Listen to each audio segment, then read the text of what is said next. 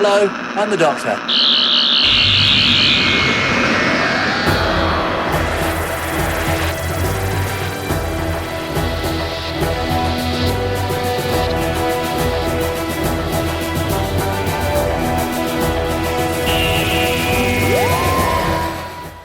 Hey you fans, and welcome to the Big Blue Box podcast. My name's Gary.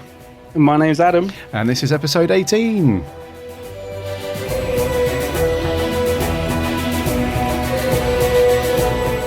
News bits and then straight into the review of Death in Heaven. Ooh, dark. Wow. Dark times. Dark death, yeah, dark times ahead.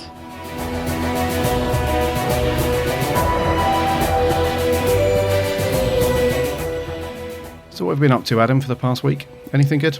Well, last podcast, it was all work and no play.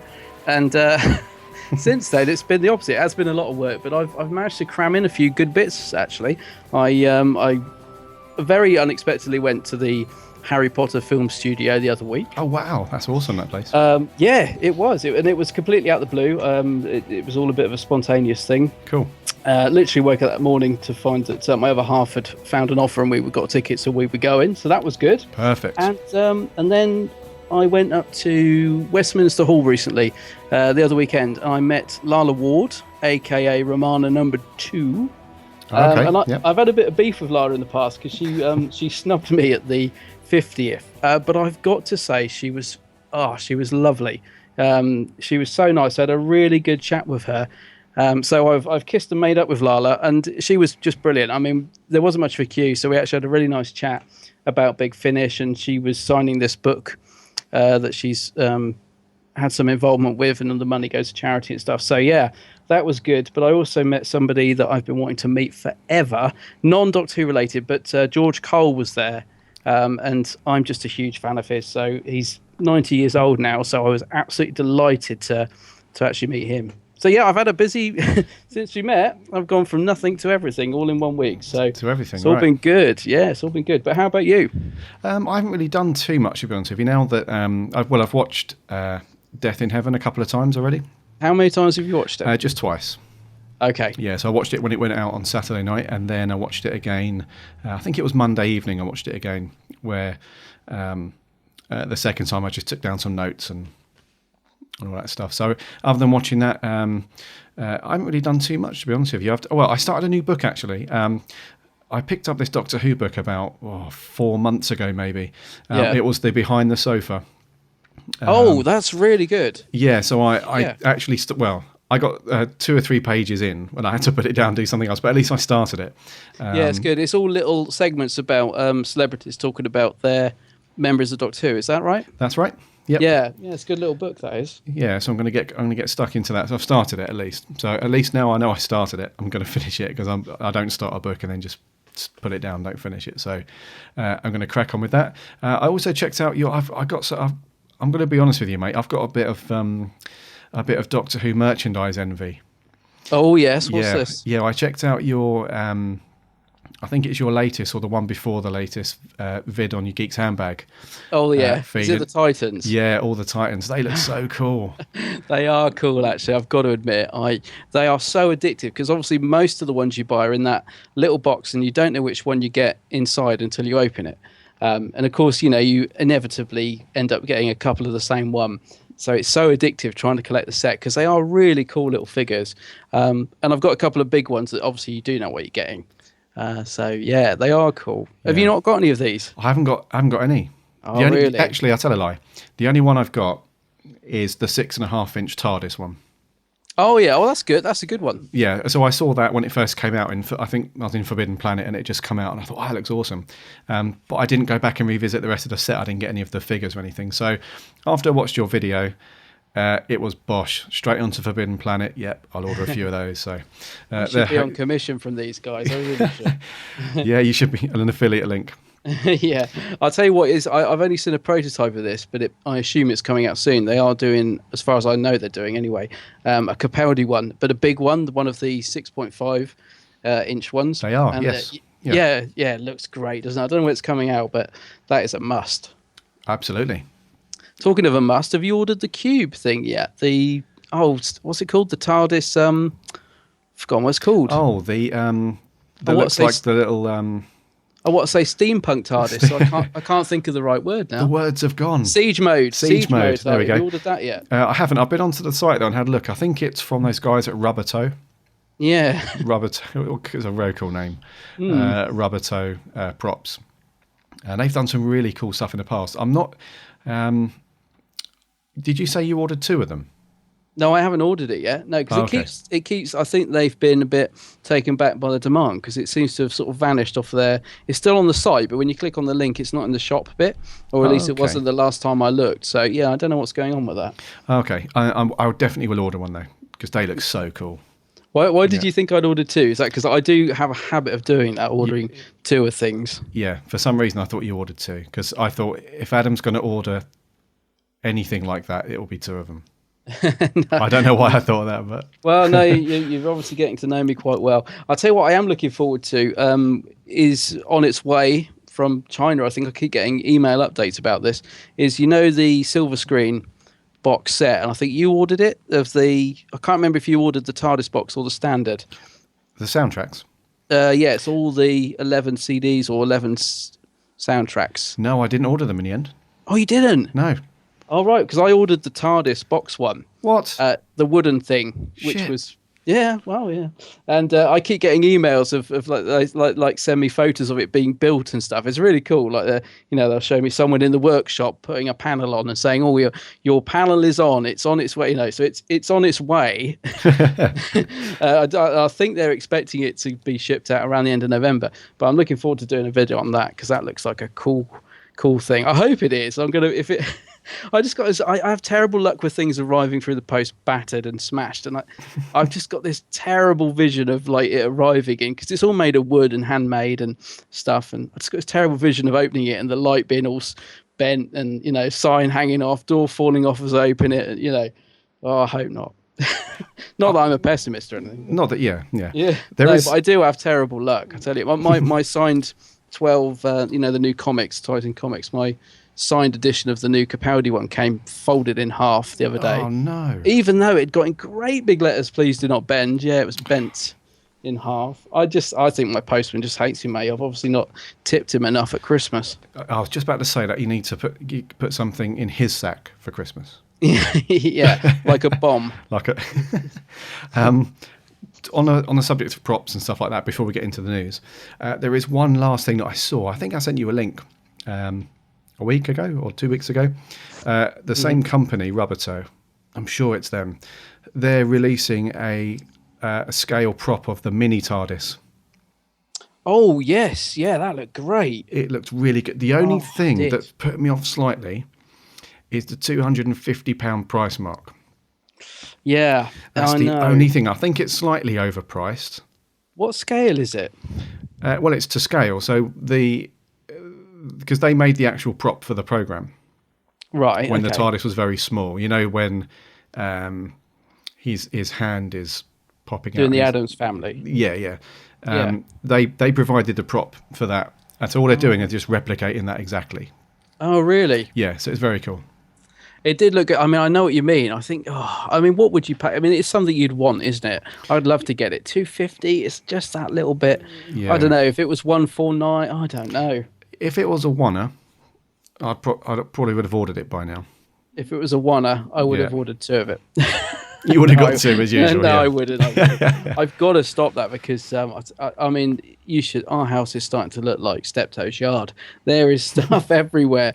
Oh, I've got to stop buying stuff, mate. Never It's stop just that- buying stuff. No, actually, my I probably shouldn't say this, but my credit card was declined on. I ordered the Time of the Doctor set. This you must have seen that with the Yes. Capaldi thing, and obviously there's been huge delays with getting stock of it from Forbidden Planet International. Anyway, they finally got this email about it, and I was seeing everyone was getting theirs as well. I thought, good, it's on its way.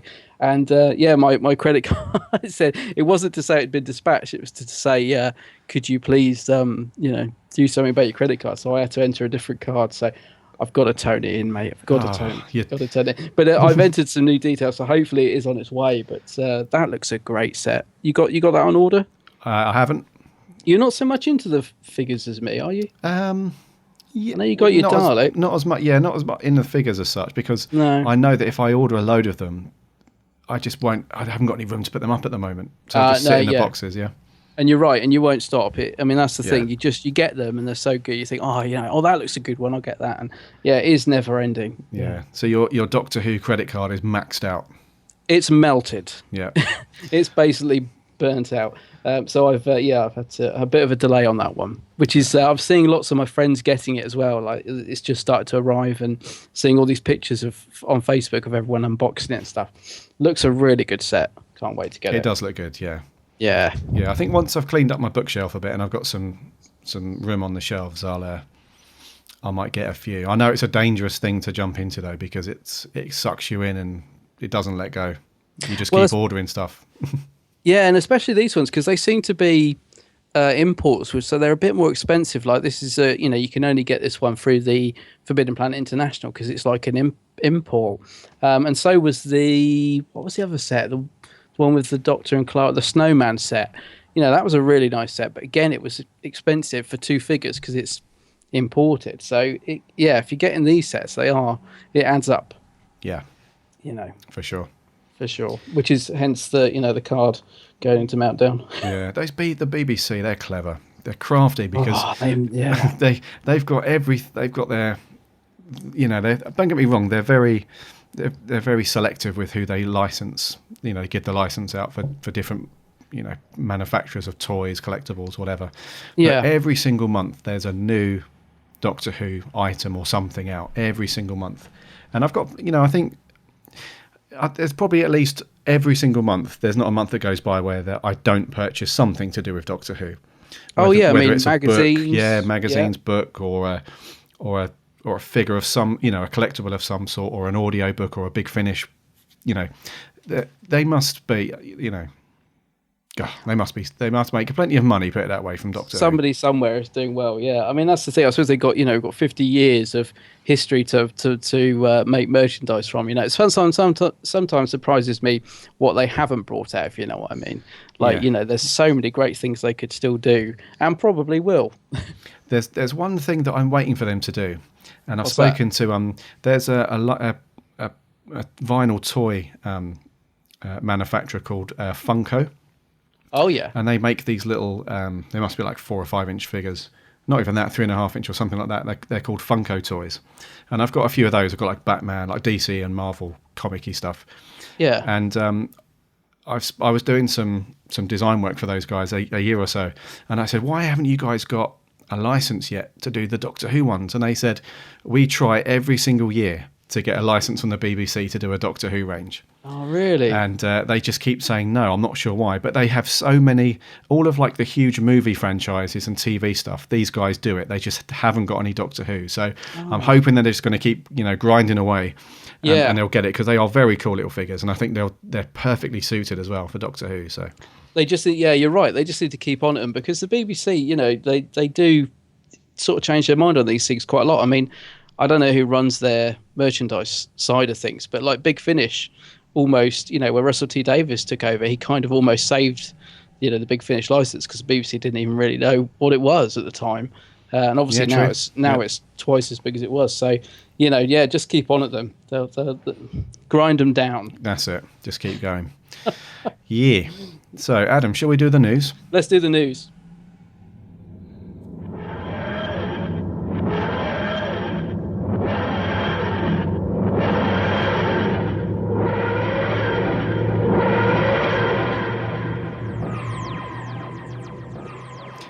First bit of news: we've had some bad stuff happening, haven't we, with the Doctor Who tours? The experience. It's been turbulent, yeah. It has been a bit up and down, hasn't it? But finally some good news. Oh. Yeah. So the set tours, the bad news that we've had recently has stemmed from this additional bit that you can purchase along with the experience, where you can do the set tour of the TARDIS and everything. Yeah. And there's been some ups and downs where they had some cancellations and stuff like that. And it was meant to finish at the end of November, but they've extended it now. So you can now book the set tour right up until the middle of December, so up to the 14th, I think. If you jump on and book tickets for the experience, you can now add on the set tour tickets, and you can do that up until the 14th. Oh, that's cool. And hopefully they've managed to sort of accommodate those that had already booked it then, because that was the sort of major fiasco, wasn't it? That people Yeah, had sort of yeah. booked it already and planned around it. So, you know, Yes. someone did offer up a good reason why they might have done that as a sort of joke. They said maybe it's because they had to repair the console after Peter Capaldi smashed it to bits After at he- the end of Death in Heaven. After he went to town on there, sparks flying didn't- everywhere. Yeah. Didn't he just? Oh, yeah. Anyway, not to jump ahead, but yeah, I did think that was a good, valid reason that of why they might have had to, but I doubt it. Yeah. Fun But theory though. yeah, it is. Yeah, I like that one. So yeah, if you're going to, if you're thinking of going to the experience and you wanted to do the tour, the set tour, and you're like, oh man, it's finished. It's not. You can still do it into December. So go do that.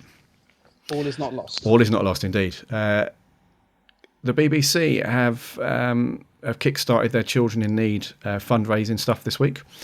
So the yearly Children in Need charity thing, which is on for many hours. It starts at 7 and it finishes at 1 in the morning. Yes. Something like that. It's on for all It's night. a long haul, yeah. And every year since Doctor Who came back in 2005, Doctor Who has been involved in some way. I can remember some really funny David Tennant stuff that he's done for Children in Need. Do you remember the Davison one? Yeah, the Davison one. Was it called Time Crash? Time Crash? Yeah, it was, Time wasn't it? Crash. Yeah, that was really good, wasn't it? I remember loving that. Yeah, that was awesome. It was only 10, 15 minutes? Yeah. It was only very I think it short, was just wasn't a it? little just a little 10-minute sort of scene, but it was just it's beautifully written. Yeah. I have a feeling the Moth might have written that actually. I think you're right. Yeah. Yeah. Yeah, but they're little gems though. They're very cool. And so along with the Doctor Who stuff appearing throughout the night at some point, it's normally around 8 o'clock ish. Yeah. But around 8, half 8, you get the Doctor Who bit. But the actual money raising part of it for Doctor Who this year is they've put a couple of these eBay auctions out there, which has started already, and they're very cool prizes. Very, very cool. The first one is an exclusive behind the scenes set visit for Series 9 next year. That would be great. Now that is pretty good to spend an entire day on set, with those guys. It's really cool. So what you can do is you actually be on set watching the filming as it happens. You get a VIP tour of everything on the set. You get to meet all of the cast and the crew. You get your photo taken on set. You get lunch with the crew. So it sounds like an awesome, in-depth day. It's not, because sometimes TV channels or shows, they invite people on and it's just like a little meet and greet. You're there for an hour. The guys take a break. During their break in filming, they shake hands, have a little autograph, you have a chat, and then you piss off. That's it. You're shoved out the door. Exactly. But this one, it sounds very cool. It sounds like you're there for a decent amount of time. You get to meet everybody. It seems a bit more informal when you're just there to chill out with the cast and crew. It does sound like a really good package, actually. I don't know what the bids are up to on it, but Yeah, you're going to love this one, mate. right. Yeah, so you can jump on eBay at the moment. I'll put a link in the show notes to this. You can jump on eBay, and it's had 63 bids already, and currently it stands at £5,500 exactly. God, if only the credit card hadn't burnt out yet. You idiot! Yeah, You've maxed it out. would have been if I maxed out too early. You've peaked early, mate. $5 grand though. $5,500 for a set visit. Oh wow. Now, clearly, you need to have deep pockets to do this one. This is not like a, little Jimmy. Mum, I want to go and do this. You need to have, fairly deep wallet for that one. But it does sound like an amazing prize. And the good thing is that all of that money goes to Children in Need. Yeah. So that's true. not a bad thing at all if you can Not at afford all. it. And the second auction is still very, very cool, but not quite as cool. You can spend the day. Is it the day? It is a day. You can spend a day with the BBC National Orchestra of Wales as they rehearse for the Symphonic Spectacular that's touring next year. All right. So that's still cool. Yeah, because I guess you get to see because they do little bits in between where they drag the Daleks on and stuff. Guess you'd get to see all that, which is quite cool. Yeah, that's very cool. So it's in the 19th or the 20th of May next year in Cardiff. you'll be able to spend a day there, meet Ben Foster, the conductor, meet the whole orchestra, and you get a sneak preview of all the themes that they're doing firsthand at the arena. So that's very cool. I think that's pretty good, actually. How much is the bid up on that one? Yeah, so this one's not too. It's still clocking up slowly. It's 15 bids at the moment, and it's on 223 quid. Oh, right. So it's still pricey, but it's nowhere near $5,000. I think that'd be quite cool, actually, because I mean, Murray Gold's music is brilliant, isn't it? And you know, you've been to the there's the, what do they call it, the Albert Hall and stuff. The Proms. The Proms, that's the word. Yeah, and I went to one of them. I mean, it is a great show, you know. So that would be cool. Yeah. Do you know what I find that when I'm in the office working, or if I'm at home working, the thing that I have on the most, if I just want to zone out and stuff, is mainly the soundtrack, the Murray Gold stuff. You know, since 2000. I mean, I listen to a few of the old ones now and then. Like, I think I've got the Caves of Androzani on Spotify and Ghostlight and stuff. But the newer stuff, some of Murray Gold's, it's gorgeous. Yeah, it's absolutely really beautiful. Good. Yeah. So if you're into that, you can get yourself over to Cardiff in May next year, but you have to bid for it. So again, I'll put a link to this in the show notes. And good luck if you're bidding on any of these and you can afford it. And if it's a +1, remember where you heard this. Yeah, if you don't want to take your better half, myself or Adam will be up for it. Well, yeah, we will. Yeah, we'll make ourselves available, and it's like you say, it is for a good cause. So yeah, happy bidding on that one. Yeah, both of those. Yeah. Yeah, and just a final bit of news. It just leads directly onto that, which we've mentioned already. Is do tune in to Children Need tomorrow night, because there will be a very cool little Doctor Who segment on there starring Peter Capaldi, and I think Nick Frost is in it as well as Santa Claus. I assume so. Yeah. This is like it sounds like a little prelude to the Christmas special. I think we need it as well. I'm already getting like withdrawal symptoms, thinking there's no Doctor Who this weekend. I'm already sort of breaking out into a sweat of might have to actually leave the house and be sociable, and you know, what am I going to do with myself? Yeah. And, so I'm going to need this little fix. I mean, it'll probably be a very short little scene, but it'll be good to get a little glimpse of the Christmas special, won't it? Yeah, it will be cool. Because I like the Christmas. They haven't really done well in terms of people's opinions or reviews, but I quite like the Christmas specials at Doctor Who. Do you? Well, no. I have to say that for me, they're always the weakest. I mean, I like the Snowman or the Snowmen. I like that. That was good. That was good. Doctor the Wizard of the Wardrobe. Yeah. Well, that's what I mean. They're not really well received, are they, in terms of reviews or people's opinions? But there is something quite cool about just sitting down in your PJs, get your duvet down. It's nice and cold outside. It's warm inside, and you've got Doctor Who on Christmas Day. I tell you, I mean, yeah. Joking aside, I mean, even if it's not, a standard episode, just having Doctor Who on Christmas Day is a treat anyway. So yeah, you're absolutely right. Nothing better than having, because it's something you look forward to as well, isn't it? You know, on Christmas Day, you've done your presents, you've had a few mince pies, maybe a glass of wine or whatever, or 10, and then you could just collapse there knowing that Doctor Who's on in a minute. It's a great feeling. Yeah. Even if the episode's a bit, even if they're all crap. But that's what you're saying. But Capaldi at Christmas, come on, he'll save it, even if it's a not, even if it's a bit of a dud. Capaldi at Christmas, I can't wait. Yeah, and is Clara gonna be back, or is she done the off now for a while? Well, she says she's in it, doesn't she? It's already been confirmed she's in it, but right. But it could be, how much is she in it? Is it just a cameo? Do you know what I mean? We don't know how much she's in it. True. So True. I think she's confirmed as being in it anyway. And she put on Instagram the other day that she had wrapped filming. So yeah, she's in it. But can't wait for Nick Frost. Oh yeah, I know. Brilliant. Yeah. Awesome. Brilliant. Yeah, and that took me by surprise, again, without jumping ahead, but Nick Frost as Santa, did you see that coming? I did not. Well, no. We knew that he was going to be in it, didn't we? Because that was announced. But as Santa, that's awesome. I know. I was totally like, what the? Whoa. Yeah. yeah. Put the beep over the word appropriately there. Oh, yeah. So moderate my language. I know we've got a couple of young listeners, so always careful. Sure. Adam? Yes. Shall we review Death in Heaven? Let's do it. Doctor, what are you looking at? The clouds. Still there. Oh, dear Lord! There's a Cyberman out there on the fuselage. In 24 hours, the human race, as you know it, will cease to exist. Doctor! It's happening everywhere. All over the world right now. Ooh. Before we go any further, I have to say it while I remember, because I will forget later. How much did he sound like Tom Baker? Oh yeah, I know he does. He definitely channels the Fourth Doctor, doesn't he?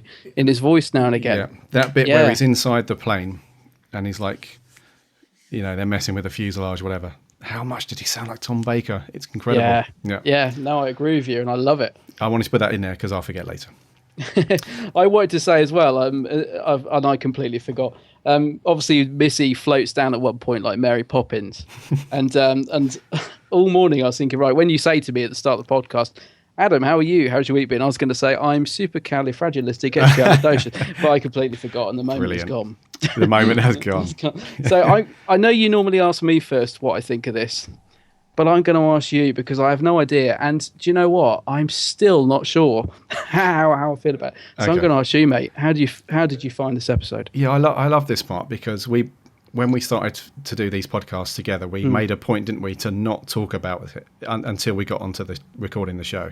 Yes. So I don't know what you're feeling now. I'm glad you've asked me first because I'm just going to go straight out there and say I didn't like it. Wow. You didn't like it? I didn't like it at all. Oh, okay. Which is such a shame for me because I really liked Dark Water. I know. Because what do we rate Dark Water? Was it a 7 in the end? No, it's an 8 Or an out of 10, I think. 8 out of 10, right. And I thought this one was going to take it up a notch. I thought that the second part finale was going to be ace and, it was going to leave me stunned afterwards. I had such high expectations for it. Yeah. And it just left me feeling just depressed and down. And there was so many weak moments in it. And there were so many parts of it that the more I think about it, and even on the second viewing when I was taking notes, I was like, I don't want to watch this. Really? Yeah, it got to like 2/3 of the way through, and I was like, yeah, I honestly just don't want to watch any more of it. Wow. I mean, I kind of got the feeling that you perhaps, would be a bit iffy on it. I didn't expect you to, not as enjoy it as much as you have. I'm slightly surprised. I can see where you're coming from. My initial first watching of the episode, I watched it go out live, was very similar. I have to say, I felt really down when the credits were. I was like, it sounds a strange thing to say, but like you said, depressed. But I was a bit, and I don't know whether I was expecting too much or what. But I think the thing is, the last podcast when we watched Dark Water, we were so buzzing for this final. Yes. And Dark Water, I thought, gave a great build up. Like you said, we were ready to see where this went, and this didn't live up to where I expected it to go. I've given it another watch today because I really, my first reaction to it wasn't great. Like you said, there's a lot of things in there that just really fell flat for me. And there was so much potential, there was so much this episode could have done. Yep. Second viewing, I definitely enjoyed it more. There's no doubt about it. I think, you sort of come slightly more out of critical mode on the second viewing. You're not, the first time you're watching it, you're really, looking for everything in it. I did enjoy it more. I still don't think it's a particularly strong episode. I think it starts off really well. I think the first sort of segment, it's again building quite nicely, whether on the plane and the whole bit with the Doctor and Missy. There's a lovely scene between the two of them in the plane hold and stuff, and it does build up quite well. But for me, it just tails off. Like when we get to Danny and Clara and everything in the graveyard, now it just seems to drop off. Yeah, absolutely. I mean, there are a few things that I did like about it. Let's get the good stuff in. Yeah. I really enjoyed Missy. I thought I'm not going to go into too much depth about how I feel about the Master being a woman and all that stuff. I don't want to get into that because we talk, we kind of did. Yeah, we kind of did that last time, didn't we? We did that last time, and also it's not really important, is it? You know, but she she was so, apart from the Mary Poppins bit, she kind of nailed that whole thing. She was very good.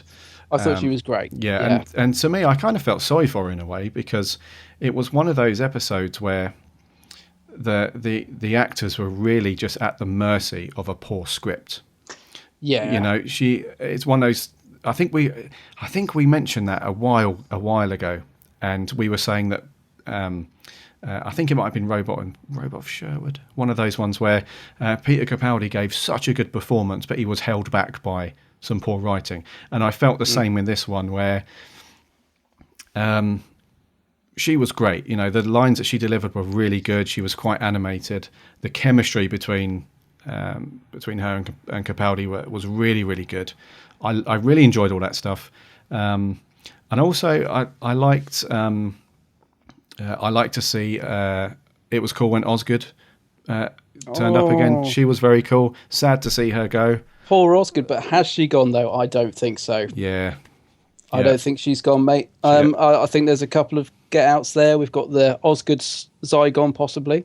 Could have been the Zygon version. Yeah, true. Yeah. What's the other thing? There's another get out there. I don't think we've seen last fair. I hope not, because do you know what? Even somebody said to me actually just before the episode, they were looking forward to Osgood, and I said, "Oh no, she irritates me. I'm not bothered about her.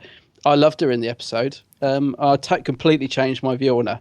So I like Osgood. I want her back. Bow ties are cool.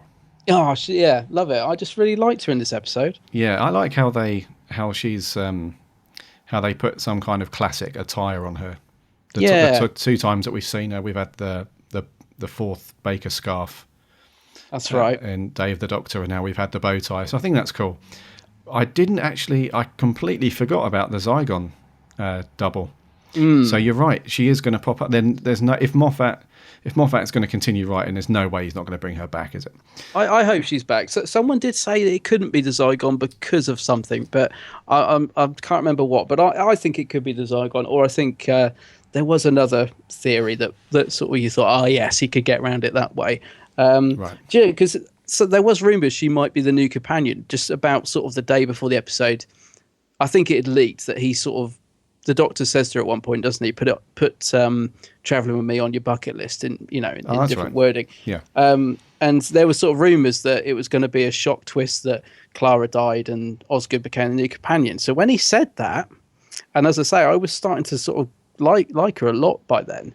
I was thinking maybe she's the new companion. You know, this is she'd be quite good with Capaldi. And I started thinking about it, and then of course. She got obliterated, and I was like, it made the shock even sort of doubly more shocking because I was like, what? You know, that was good. Yeah, then that was one of the things that I enjoyed about while we're talking about the good points. Although it was quite an evil act by Missy to kill her, I thought that was a really good aspect of her character, because she's although she's likable in a way, because she's got almost a comedic approach to the kind of the darker side of that character.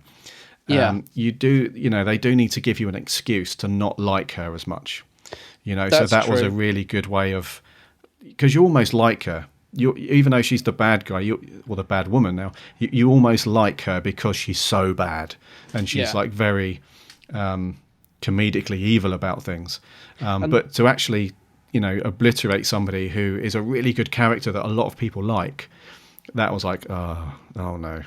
Yeah, you're absolutely right. It did, I suppose, in a way, it did need that, because she was sort of.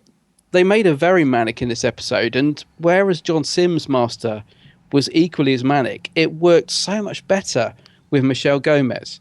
I don't know the reason for that, but her madness and she was very OTT, really worked for me. I thought Michelle Gomez was great, and she was doing a lot of the sort of same madness that John Sims' Master incorporated, but it just works so much better with her somehow. She was great. Yeah, she doesn't half move fast, though, doesn't she? How did she get from that bench to Osgood in that was like Cyberman speed? At one point I thought she was going to turn out to be something else, because she just I don't know, she just moved very fast, didn't she? Yeah, it was there were a lot of questionable things like that. Right. Yeah. Is that one of the it's any more good things? Well, let me take you back to the start, because I wanted to ask you about the beginning where Clara pretends to be the Doctor. Oh yes, yeah, I was going to come. And we to it, had yeah. the eyes in the credits, and she got top. Jenna Coleman got top billing. Now, just for a second, I don't know about you, but because there's so many rumours going around about Doctor Who, just for a second, I was like, has Moffat pulled, a masterstroke here? Is Clara going to be the new Doctor? Because last week we were talking about how we hadn't seen Capaldi filming, and could he possibly be regenerating, and have they kept under wraps? Remember we were saying all that last week? Yep. So all this is going through my head, and then obviously she's billed top billing, and she's saying she's the Doctor. I was thinking, has Moffat pulled? Is Moffat going to pull this out of the bag? Is he going to make Clara the Doctor? What's going on? So it didn't last long, but just for a little while, he had me fooled. I was thinking Coleman's going to be the new Doctor. They've kept it under wraps. Yes. That's why he's done the whole, change his sex to the Master. It's all making sense. But yeah, as I say, it didn't last long, but he did get me for a minute. Yeah, I didn't think I was, because we saw that. The only thing that we saw of that scene in the trailer was Clara shouting, "Clara Oswald doesn't exist." Yes, that's right. So I thought, what's going on here? And then when I saw Jenna Coleman's eyes in the intro, which was in sync with the music this week. Only just. Yeah. When I saw her eyes and top billing and stuff, I thought, But then as soon as I saw it, I instantly thought, nah, something that big would be saved for a reveal or a twist. Yeah. And then as soon as like you said, it didn't last long. And then as soon as that whole thing became apparent that it wasn't the case, I thought, what a bloody pointless, stupid way for an intro. So did I, actually. It was just wasted. What an amazing opportunity. Yeah. And because they could have done something like that in the outro. Yeah. They could have saved something at the end. So that was completely irrelevant and stupid and pointless. It was a bit. And actually, I'll tell you another thing that kind of grinded my gears a bit was we then cut to Danny, who's, the first scene we see of Danny, because the last time we saw him, he's hovering over the delete button with the kid in the reflection. And it felt like there was this scene missing. I almost thought they'd missed a bit out, because he suddenly just stood up with the boy next to him chatting about the lights. And I was like, what's going on? Where's that cliffhanger gone? They purposely kept it to the end of the last, it was the very last scene. Yeah. So it was obviously, I thought it was important, completely thrown out the window. What did you think to the Cybermen in this? Well, they were sort of more or less irrelevant, weren't they? I mean, the thing is, though, the only thing I liked about it was I liked the fact when they were bursting out the graves and they were almost like zombie-like. And that was quite sort of reminded me of an old Gothic horror of them sort of limbering around like zombies. And I like that. Yeah. But then I wanted something to happen. I was thinking, yeah, this is good. It's all very creepy. It's all building up. But they just sort of mulled around for a bit. They may as well have sat down and had a cup of tea. It's just like, yeah, it just nothing. They weren't used at all. No, I can appreciate I can appreciate them wanting to try something different and not just use, and not just go with the age old, here's the Doctor, here's one of the monsters, whether it be the Cybermen or the Daleks. They've turned up, are doing something bad. The Doctor defeats them, save the day, goodbye. I can see why they wanted to use them in a different way, but the danger in doing that, and this is the trap that they fell into, is that they made the Cybermen completely watered down, diluted them into just puppets on strings, which I know is kind of the point, because Missy was, the kind of orchestrating all of this. But the Cybermen in general used to be quite scary and used to be quite a difficult bunch to handle. It hasn't always been easy for the Doctor to defeat the Cybermen. But in this one, they were just used to such poor effect, and they were. You say something. No, I know where you're coming from. I do. And I mean, you had them flying around, and the scenes of them attacking the plane sort of worked in sense of a sort of dramatic effect and stuff. But you're right. I mean, we had half the Cybermen doing all that, the other half just sort of limping around the graveyard. So I know where you're coming from, and I did get a feeling this was what was going to happen. I guess that's why I was kind of prepared for it, because I think I said last week, the Cybermen haven't been used well in the new series at all. So I kind of had a feeling they wouldn't do much. And I wanted Missy to sort of shine, I wanted her to be the sort of central villain in it, but I expected them to do something. Yeah. And I think it started well. The bit in the morgue was good, with the Cybermen, coming out. Well, it was Danny, wasn't it? It was in the morgue. Oh yeah, that was quite cool. That was good. I mean, it was all, there were bits in there that were, starting to come together. And I was thinking, yeah, this is pulling me in. But I mean, one thing I didn't get as well was when Danny saves Clara, why does he take her to the graveyard, the most dangerous place? Like, he dumps in the middle of the graveyard, and it's just going to be filled with Cybermen in the next 10 minutes. Why does he dump her in the middle of the most dangerous place he could possibly find? This is a good point. And that only occurred to me today. I didn't think about it at the time on the first watch, but yeah, I was watching it again today. It's just like, well, yeah, I suppose I guess. Oh, well, no, he must have known because he was sort of channeling what was going on. That's how he found her, isn't it? Yeah, true. It is. Yeah, it was. But that's what I was talking about. This episode was full of little moments like that where you thought, why do that? Why, there's a lot of whys, and I'm going to move on to a subject which I found completely ridiculous. Okay. Which was the Doctor being the president of the world. What the? What the bleep? Yeah, I know.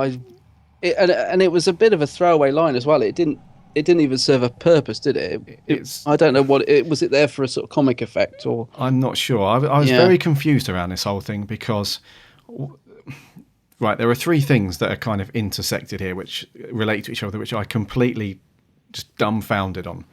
The first one is, why did they handcuff him and capture him? Yeah, no, I don't know that either. What was the purpose of that? It's not like he's going to start kicking off and like taking soldiers out and going mental. He's not like that. There was no need to handcuff him and knock him out and all the rest of it. I honestly don't know why that was in there. Secondly, why were they on a plane? Well, instead of the Valiant, or yeah, well, there was a line in there about it, but yeah, I don't know. I mean, if the Cybermen are flying up into the sky, it does seem an odd thing to do to get on a plane. It's on a plane, yeah, because the Cybermen are flying all over the place now. So what we'll do is we'll go up in the sky where the Cybermen are. Now you say it. Yeah. It just didn't seem like a sensible thing to do. Like a really intelligent person. Sorry, the character name. What's her name? What's the unit Brigadier's daughter? What's her name? I've forgotten her character name. So have I. Yes. She seems like a really intelligent person. Yeah. And I know there's people screaming into their phones or their speakers now saying, it's so-and-so. I know. It's that weird, though. Just because you've forgotten it, my mind said, yeah, so have I. Kate. Kate, yes. Yeah. She seems like a really clued up, intelligent person. So why would she make that decision to put the Doctor under arrest and put them on a plane? I don't know. And then the third thing was this whole president of the world. What is that about? No. What is? I don't understand. I don't understand the importance of it. I don't understand the relevance of it, and I don't understand why he didn't do anything about it. Because in previous Doctor Who stories where UNIT have been involved, he's always been very much a case of I don't salute. I'm not really anything to do with this. And a fourth thing, actually, now I'm having a rant. Now you're on a roll. Another thing's come to me is that for the entire series, Peter Capaldi's Doctor has moaned a lot about soldiers. Yeah.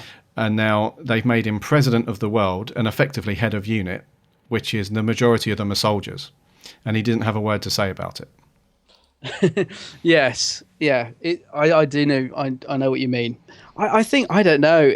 I think, as I say, it was just a sort of throwaway line. It didn't go anywhere or serve a purpose. And the only sort of positive I can bring from that, because I agree with what you're saying, is that I loved Capaldi's reaction when he's just like, it's something about putting an idiot in charge, and then there's like, well, it's you or whatever, and he just gives a like, what? Yeah.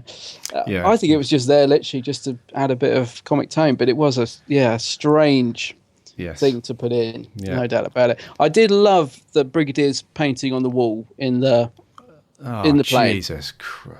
No, I liked that. I liked seeing the brig in it. I liked seeing the brig in there. What was wrong with that?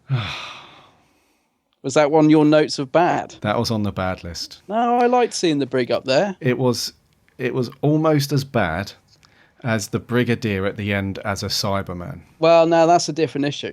I mean, that I can't go with, because that I found bordering on really bad taste, actually. Did you see the painting, though? It looked like... Do you remember the programme that was on in the 80s called...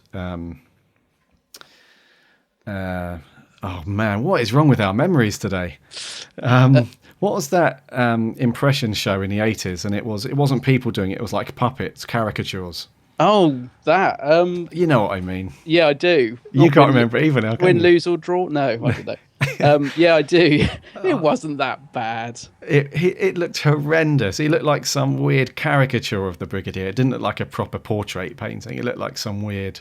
Well, it's a shot. It's a shot from Battlefield. Yes. It's yeah. When it's obviously his last outing, apart from the Sarah Jane, I think. But yeah, I guess they just... I mean, obviously they'd sort of taken that photo and just doctored it to make it look like a painting.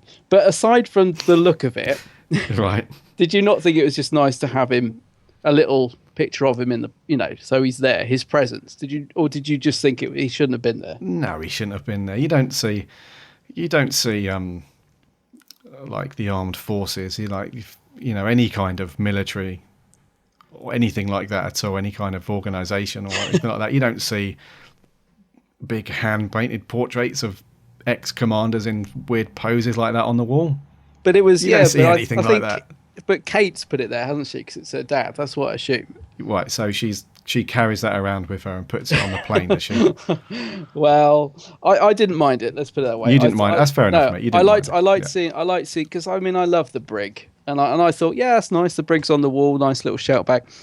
But going on to what we didn't like was the Cyberman brig.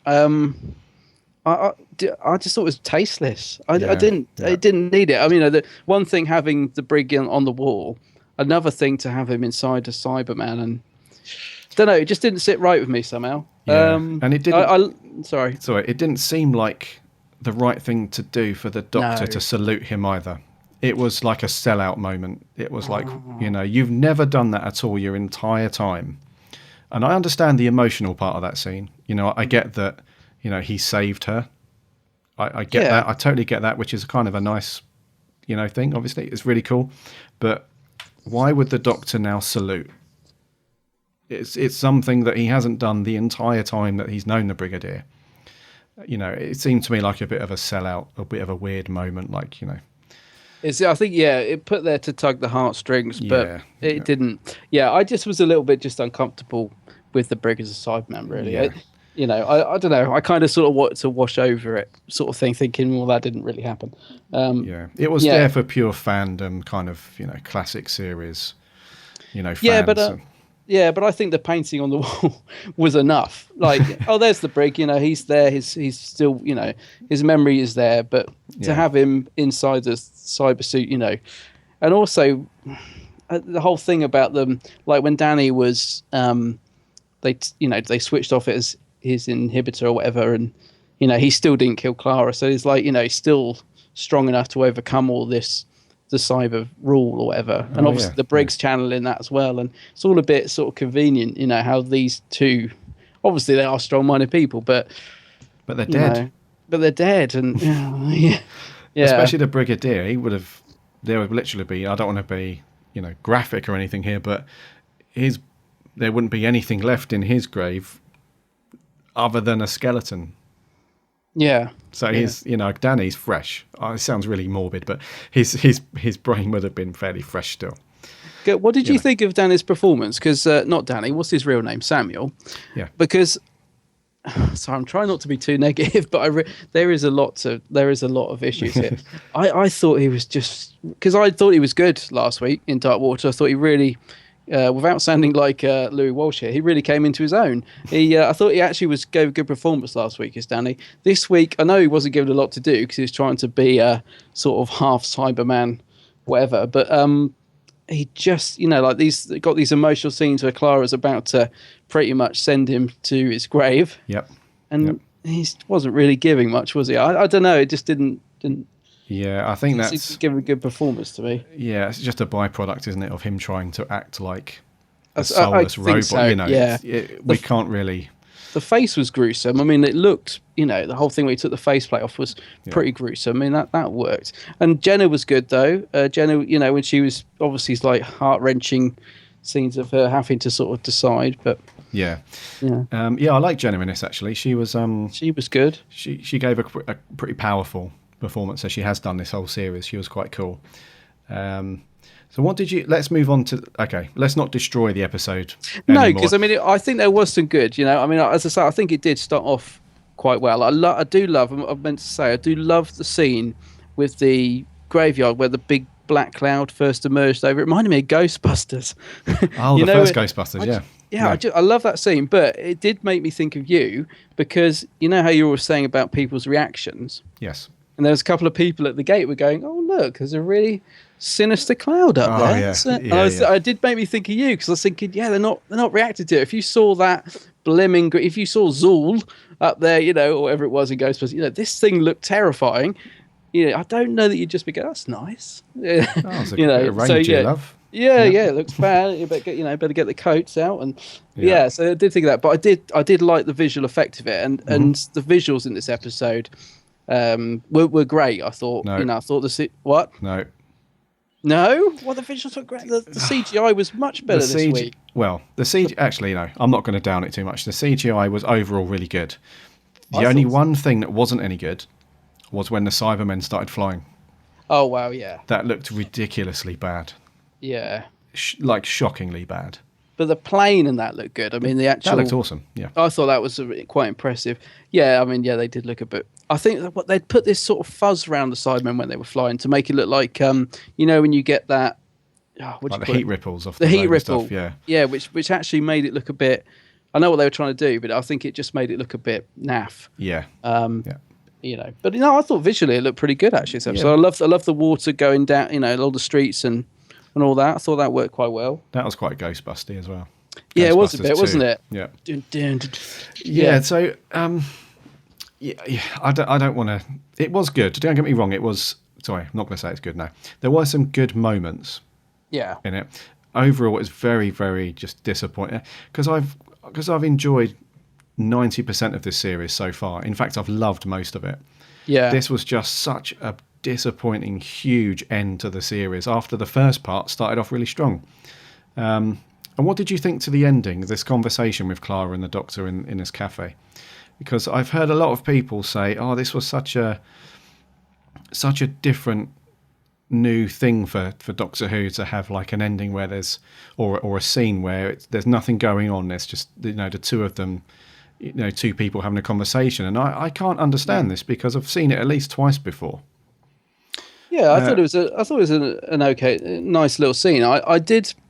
To be honest with you, I loved the line in it. I loved the fact that she says, "Doctor, why don't you like hugs?" Yeah. What does he say? Because it hides your face or something. It hides the look on your face.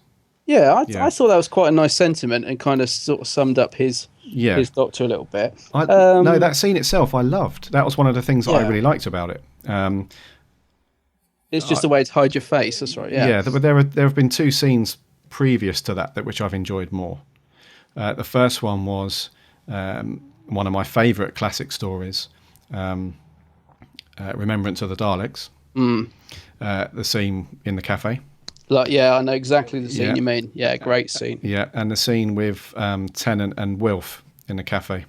Oh yeah, Yeah. So it's been done before, that whole thing, where the two of them just meet up in a coffee shop somewhere and do that. But I really did like the poker faceness of that scene, if that's the right way to say it.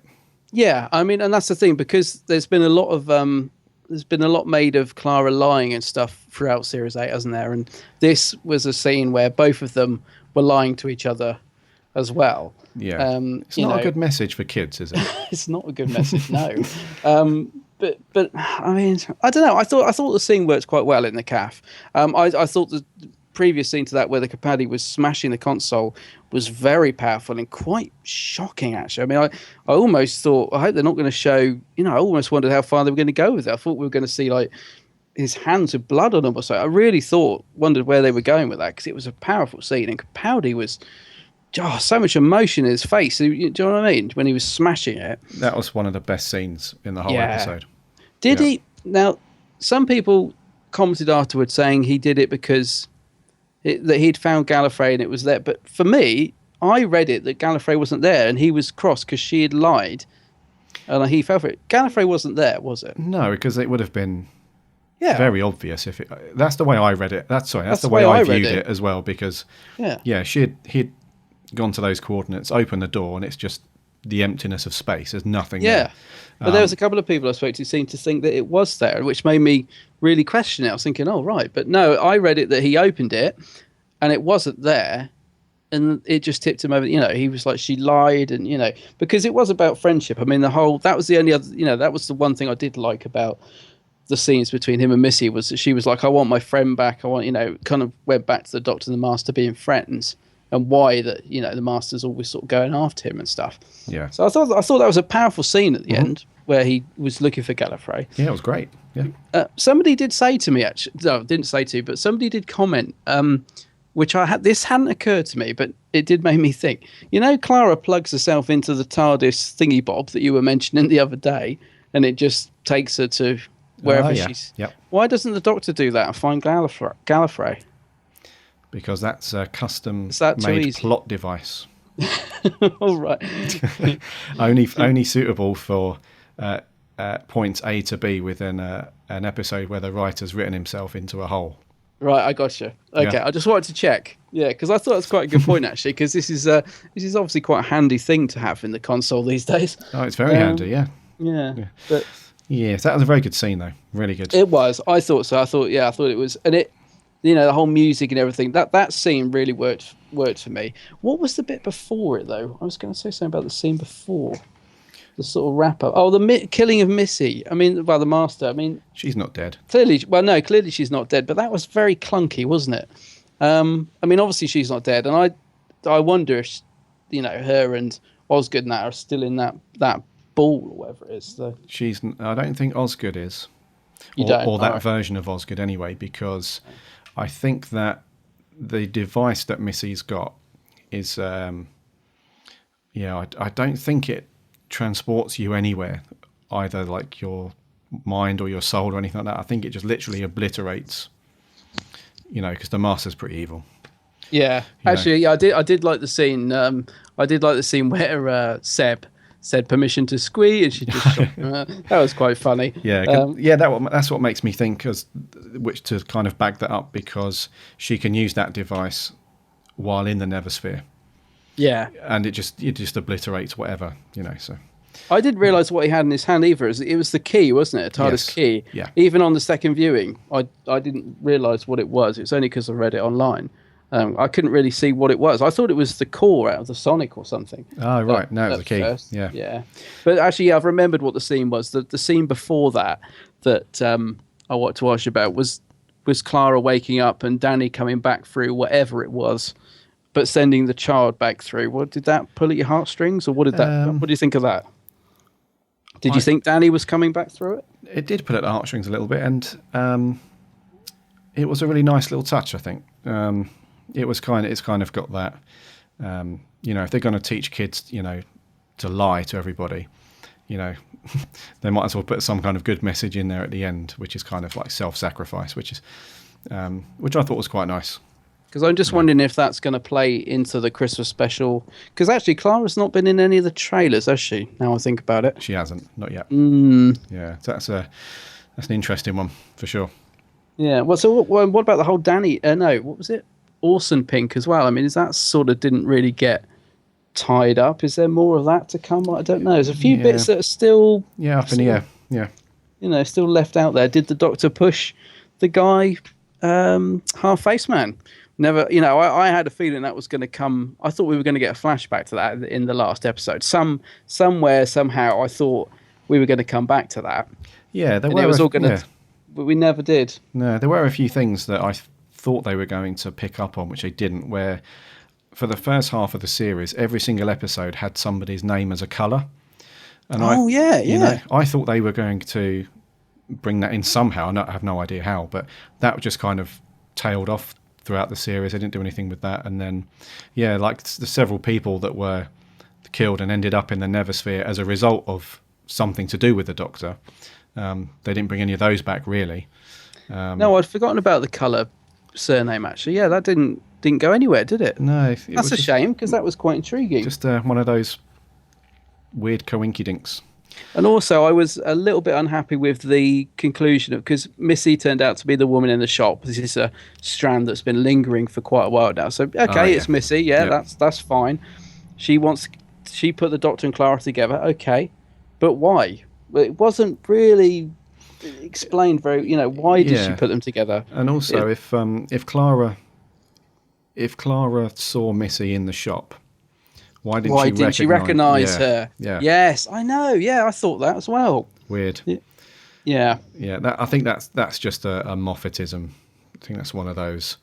You're kind of you'll see what I want you to see, and you won't question my mistakes. Yeah, I did. I did think it's weirdly enough. I thought that on the first viewing. I'd completely forgotten about it until you just mentioned it. Yeah, I did think that the first time round. Why doesn't Clara know who she is then? Yeah. Weird. Oh, I would just like to say because one line I did love was Missy saying, "Oh my giddy aunt," which is what the second Doctor said. I love the fact she said that. Yeah. She delivered it brilliantly. Oh my giddy aunt. Yeah, that was cool. Yeah. I just wanted to get it in there because I'd seen it in my notes. Okay. Before we move on to the review, just quickly, what did you think of the ending, like the very end, with Clara just walking up the street and?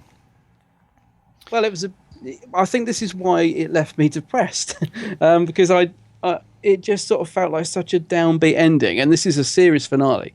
You want to go out on a bang. You want to be, left wanting more. I mean, we were left wanting more, but it left me on a downer. And then they did that weird thing of playing in the bit of the music and sort of almost scratching the record off and in walks Nick Frost. It was all a bit jarring. Yes. I think this is why in my initial viewing, I was just like, when it ended, I just couldn't really know what to make of it. I was like, well, what's going on? Yeah. It felt clumsy. Yeah, and I felt, not that I watch it anymore, but the ending to me reminded me of one of those really depressing episodes of EastEnders. At the end where there's no music and you just see. I think the last one I saw years ago was when Peggy left. Oh, I know. Oh, I'm with you. Yeah. It was just like that. It was just a really depressing, and I don't want to feel that way after watching Doctor Who. I know. Do you know what? The only other time that I've kind of felt like that is at the end of Earthshock. Oh yeah. Well, that's what I was thinking of with the whole. Yeah. I kind of felt like that at the end of Earthshock, but that seemed a bit more justified. That seemed a bit more, well, not just, it felt a bit more like, at least Adric was doing something. Yeah, I'm with you. You know what I mean? Whereas this one just felt like we've had especially with Dark Water as well, we've had this really good, potentially good story, and now it's just ended with Clara walking home. Yeah, it wasn't, I think this is the thing. It didn't, I wanted a sort of really great ending, and it just ended on a bit of a limp. Yeah. Sort of like you say, walking away. Yeah, it didn't have any sort of impact. And I don't know, I just didn't sort of get the way they cut the music off and went into the Christmas scene. That was quite jarring, yeah. I mean, I know it was a much more sort of upbeat I'm Father of Christmas, where everything's jolly again, but it was it's a strange bit of editing. But then I guess that's because they had the trailer at the end of the episode. I don't know. It was all a bit odd. It was. This is going to be an interesting one, the review. What's your review on this one? Well, my honest review is this. My first impressions were very much what you said. I've come round to it a bit more on a second viewing. I still don't think it was a very good episode. Right. The only way I can describe it is it was disappointing. I think it had potential. I think it had some great moments. There are bits of it I enjoy the first half of the episode. And I loved the performance from Capaldi, as always, still brilliant. I thought Jenna was good. Just overall, it left me feeling flat. It felt flat. Yeah. So out of 10? Well, I'd probably, I don't know. Come on. Out of 10. I'd written 7 out of 10. Okay. I thought because I gave Dark Water 8 out of 10. I didn't enjoy it as much as that, so I've gone down one. 7 out of 10. Okay, I'm going to give it a 5. Right. I thought you were going to give it a 2 or something. I'm going to give it a 5 because I thought Capaldi was brilliant. Yeah. As usual. I thought Clara was good. And I thought there were some nice moments in it. I just can't go any higher than that because it just fell flat. It was a lot of pointless bits and pieces in it. A lot of flim flam for the sake of doing stuff. And yeah, it just didn't fit together well enough for me either as a story from start to finish. From the start of Dark Water to the end of Death in Heaven, it just didn't fit. Stuff just didn't work for me. So I'm really sorry to end on a downer, but that's a 5. I feel like we should be playing remember the music you used to get at the end of The Incredible Hulk? I feel like we should be walking off to the pub with that music playing. But anyway, yeah, well, I enjoyed it more than you, but I didn't, we didn't go out on the bang that I hoped we would. Let's put it that way. Yeah. It's certainly got, quite a reaction from other people. I mean, it's really divided people. Some of my friends loved it. Some, like when I went online afterwards, I was talking to people that were absolutely buzzing about it, and I was talking to people who just thought it was the worst ever. Yeah. So it's it's an episode that's going to divide people. A couple of people on Twitter, Capaldi Frey, very clever. I like it. Yeah, at the Nerd Central T has put a lot of good and thrilling moments. Michelle Gomez was amazing, and Capaldi was brilliant as always. So positive one there. Mm-hmm. And then Tom Dix at Dix is me has put as good as it was, I found the Brigadier scene to ruin the how I remember the character. Bloody Moffat fan baiting. Yeah, I can see that. Yeah. I've got a couple. Oh, have you got more? I guess I got one on Facebook. Go on, do that one. I was going to do that. Yeah. Oh, have you got one on Facebook? No, yes, the one you're going to read. Just go for it, dude. What, from Kermit? Indeed. He says, Death in Heaven, wonderful acting all round. Michelle Gomez was born for the role of the Master. I'm so glad she might be returning. The Cybermen felt a bit dumb and underused. Capaldi was great alongside Samuel Anderson and Jenna Coleman. Solid episode, 9 out of 10 from Kermit. I was going to say, yeah. Quite a few plot holes. No, he's just saying, could you give a shout out? Kermit Creation. Yeah. Kermit Creation, yeah.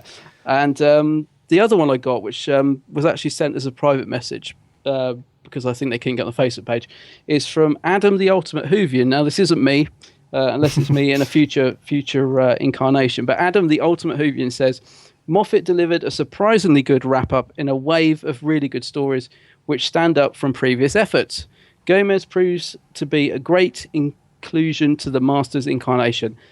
And the main three give amazing performances considering it's ultimately bye-bye for the moment. That's pretty positive as well then. So there's a lot of people out there really liked it. And, when you read comments like that, you sort of think, what did I miss? What are they seeing that I'm not seeing? Yeah. But then, that's what's good about this program. It just appeals to different people. Different people like different episodes. Yeah. Apart from In the Forest of the Night, which nobody enjoys. Yes. Apart from Tom Dix. Actually, I think Tom Dix likes that one. Okay. Yeah, I seem to remember he gave me a bit of stick because he enjoyed it. Right. So there you go. Yeah, so 7 from you, 5 from me. 5 from you, yeah. Cool. I think that's going to wrap for this episode, buddy. Okay.